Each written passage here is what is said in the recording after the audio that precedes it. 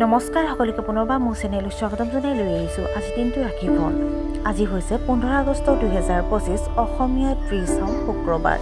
আজি সূৰ্যোদয় সময় পুৱা 4:41 আৰু সূৰ্যাস্ত সময় 5:48। আজি হৈছে সপ্তমী তিথি আৰু কৃষ্ণপক্ষ। আজিৰ দিনটোৰ প্ৰথম ৰাশি হ'ল মেঘ ৰাশি। আপোনাৰ বৈবাহিক সম্পৰ্কত ঘনিষ্ঠতা বাঢ়িব। পাৰিবাৰিক জীৱনত শান্তি আৰু সম্প্ৰীতি থাকিব।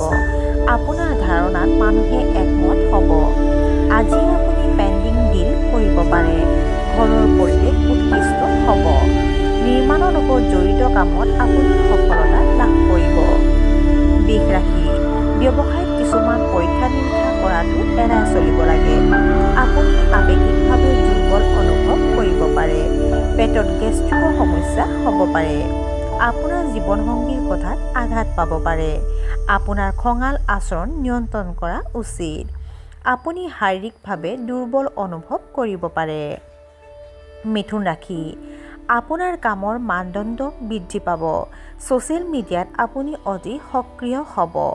পাৰিবাৰিক পৰিস্থিতি আপোনাৰ পক্ষত থাকিব। বয়োজ্যেষ্ঠসকলৰ আশীৰ্বাদ পাব।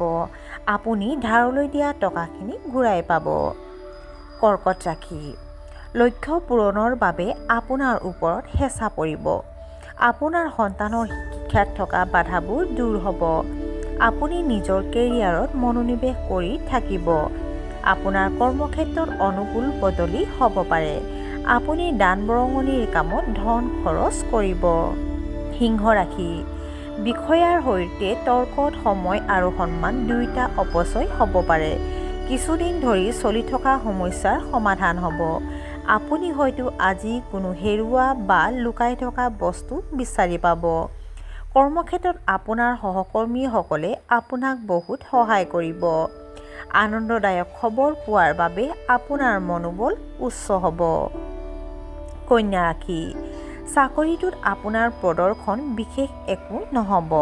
প্ৰেমৰ সম্পৰ্কক লৈ বেছি সংবেদনশীল নহ'ব। ব্যৱসায়িক যোগাযোগৰ অভাৱৰ বাবে আপোনাৰ গ্ৰাহকসকল বিচলিত হ'ব পাৰে। আপোনাৰ পাৰিবাৰিক পৰিৱেশ অলপ নিস্তেজ হৈ পৰিব। মূৰৰ বিষে আপোনাক অসুবিধা দিব পাৰে। তুলা ৰাশি। আপুনি চোকা বুদ্ধিমত্তা আৰু বুজাবুজিৰে আইনী বিবাদ সমাধান কৰিব। অসম্পূৰ্ণ প্ৰজেক্টৰ বাবে আপুনি হয়তো অলপ চিন্তিত হ'ব। পৰীক্ষাৰ ফলাফলত ছাত্ৰ-ছাত্ৰীয়ে যথেষ্ট সফলতা লাভ কৰিব পাৰে। কোষ্ঠকাঠিন্য আৰু গেষ্ট্ৰিকৰ সমস্যাৰ সম্ভাৱনা আছে। আপুনি আপোনাৰ বিশেষ গুণৰ লগত মানুহক পৰিচয় কৰাই দিয়াত ব্যস্ত থাকিব। বৃশ্চিক ৰাশি। আপোনাৰ ভাষণত ভদ্ৰতাৰ শলাগ লোৱা হ'ব। সৰু সৰু কথাবোৰক বিশেষ গুৰুত্ব নিদিব। আপুনি শাৰীৰিকভাৱে সুস্থ হৈ থাকিব। আপোনাৰ পৰিয়ালত শুভ অনুষ্ঠান হ'ব পাৰে। আপোনাৰ বিৰোধীয়ে আপোনাক ক্ষতি কৰিবলৈ চেষ্টা কৰিব। ধনু ৰাশি। আপুনি নিজৰ সকলো কামত আত্মবিশ্বাসেৰে আগবাঢ়ি যাব। বহিৰাজ্যত ব্যৱসায় কৰাসকলৰ উপাৰ্জন বৃদ্ধি পাব। ডায়েবেটিছ ৰোগীৰ সমস্যা বাঢ়িব পাৰে। আপোনাৰ কঠোৰ পৰিশ্ৰমৰ ফলত ফলপ্ৰসূ ফলাফল পোৱা যাব। বিবাহ সন্দৰ্ভত হঠাৎ সিদ্ধান্ত ল'ব নালাগে। মকৰ ৰাশি।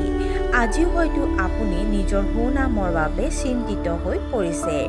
সেইবাবে এনে পৰিস্থিতিৰ প্ৰতি সাৱধান হোৱা উচিত, যিয়ে আপোনাৰ নাম কলংকিত কৰিব পাৰে।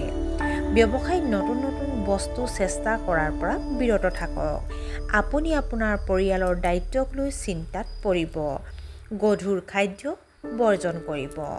কুম্ভ ৰাশি। কৰ্মক্ষেত্ৰত আপোনাৰ খ্যাতি বাঢ়িব। আপুনি হয়তো সুস্বাদু ব্যঞ্জন উপভোগ কৰিব পাৰে। কৰ্মৰত পেছাদাৰীসকলৰ আয় বৃদ্ধি হ'ব পাৰে। আপোনাৰ দৈনন্দিন কাম কাজ সংগঠিত হ'ব। বন্ধুৰ এজনৰ লগত হোৱা বিসংগতি আজি সমাধান হ'ব।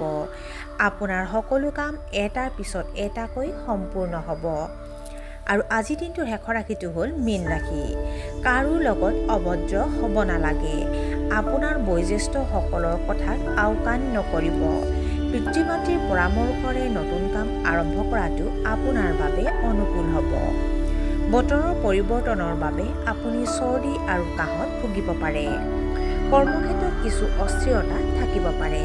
আৰু আজিৰ দিনটো ৰাখিবলৈ ইমানতে অন্ত পৰিছে আশা কৰোঁ আপোনালোক প্ৰত্যেকৰে আজিৰ দিনটো সুন্দৰ হওক ধন্যবাদ